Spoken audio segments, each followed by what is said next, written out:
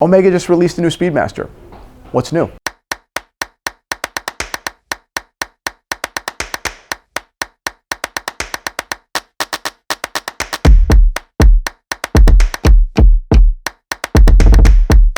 What is up, Watch fam? I am Christian from Theo and Harris, and today I'm here at London Jewelers Manhasset Watch Salon with my boy. I am Anthony. I am one of the managers here at London Jewelers in Manhasset, and excited to go over this video. I actually had we were doing a different video entirely, and then Anthony came up with the new Speedmaster, and we're going hands-on. This is fantastic. Let's do it. So I've seen this watch review. I've seen this watch online. I loved when it was announced, but this is the first time I'm seeing it in the metal. So walk me through this new Speedmaster. So, in my opinion, the Speedmaster is one of the greatest designs ever made, and I think that's because they really stick to the DNA. You see it right away and you know what it is. The biggest difference of this watch has to be the bracelet. It's now tapered, has a beautiful push button buckle. And almost like a tapestry clasp. Right. It's really nice. I love that it's tapered, and I just think it just works really well, pays homage to the original Speedmasters. This one even has a dot over 90 on the bezel, throwback, step in the register around the tachometer, on the dial. Just all in all, subtle details, but really comes together when it's in the middle. Yeah, I think that the prior iteration of the Speedmaster, really the Speedmaster that so many of us have owned and learned to love, really is a fantastic watch. I mean, when something new comes out, the old thing always becomes stale, but I think that watch is still fantastic, and I would definitely still buy one. But what comes to mind with this piece is, Omega's been releasing special Speedmasters for years now, right? Dark side of the moon, white side of the moon, blah, blah, blah, all these different Speedmasters. And yet the main Speedmaster, Speedy Pro, the traditional Speedmaster, largely remained unchanged. Right? Updates here, obviously movement updates, but really the design was basically unchanged. And this, while maybe to the average guy looks like the exact same watch as the other one, it's very different. It has a lot. I wouldn't say more character, but it's a different character. And I think it's elegant. It's more vintage. And it's beautiful. I think this comes closer to the new 321 coming out at a much different price point. Now, obviously, this is the Sapphire Sandwich version. This variation did go up in price compared to the past, but I think you're getting a lot for it. The bracelet alone, in my opinion, is a home run, and I would alone, just for the bracelet, pay the difference in price. Is Omega still going to make a Hesalite version of this watch? Yes. It's still Hesalite or the Sapphire Sandwich version. We just happen to have this one Is first. the Speedmaster the only watch that actually offers identical watch in two different crystals? You know what? That could possibly be the case, because I know Panerai has done some Hesalite crystals, and they might have actually done one or two pieces where it came with a sapphire crystal in the box and you can have changed out. But I don't think I can recall two different watches with different crystals. Yeah. By the way, cool. That alone is such a watch geeky thing. Like, that is major street cred for Omega, and no one talks about that. Oh, which version do you have? But no one really talks, I think, about the fact that Omega offers the same watch in two versions that no one else in the world would care about but watch people. That's cool. It's actually really underrated.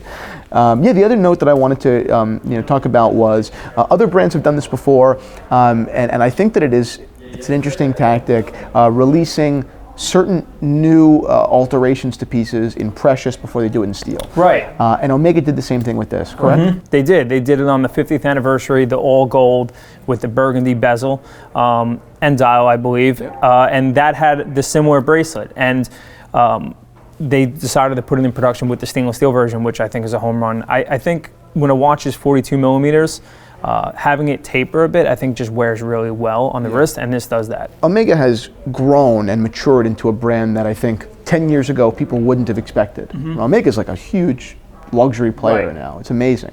So what do you think is the secret, or what's been their tactic to achieve this kind of success in the last decade? I would say dedication to historical pieces like the Speedmaster. It's making variations of it if you want something different, like a Dark Side of the Moon or ceramic, but really sticking to the heritage of the brand. And I think they do it so well with the Speedmaster. You can look at this next to one from the 60s, and they're identical. And even if you go into the modern world, like the modern Seamaster professionals are, darn close to the James Bond Seamaster Professional. Of course, they're updated and they're better watches, but I mean, Omega sticks to their language. They do, and I must say, out of all the big brands out there, and Omega's a big brand, with this new variation and the new Speedmaster, the 321 coming out, I really see them kind of creeping up in the market, and I see them being very collectible. I remember being at a watch boutique. Like I said, I think I'm going back 10 years. I think I was like 15 when I first started walking into like watch boutiques and trying to talk. I believe it was an Omega AD, and the watch salesman said that Omega was going to be a very different brand in the coming years. And at the time, I didn't really register. You know, it didn't really mean anything to me. I was like, okay, whatever. And then, you know, he was right. He was right. I mean, Omega. Well, they've made great watches for decades. I mean, since their inception, but they have really been more socially, more. I was going to say socially mobile. They've been more mobile in their clout than almost anybody in the last decade. I think a lot of brands have an iconic watch, and they stick to that, and they always do well. Any brand you can think of has that one watch that does well, but Omega really has different lines and different watches that do well across the board, and I think that's the success of there. Yeah, and I guess a good question is, you know, name. We don't have to name them. You guys down in the comment section maybe, but think about brands and how successful they've been in sticking to heritage, right? Other famous reissues or whatever it might be, even top tier brands, and you got to wonder, you know, are they really just succeeding by reintroducing what already existed in better materials, better movement, whatever it might be? But then Omega is actually continuing to innovate, not just technically, but even in design. Yeah. Right? Like they actually are subtly improving, whereas other brands are really releasing almost carbon copies with better, you know, better movements, whatever it might be. Right. I mean, I'm a bit of a car guy, but one of the things I tie to cars and watches when it's done well is like Porsche.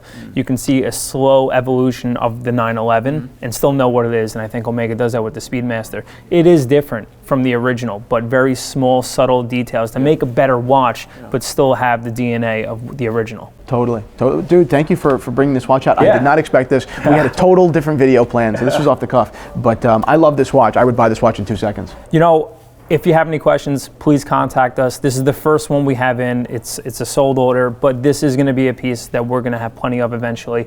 We'll be able to process it if you come on in.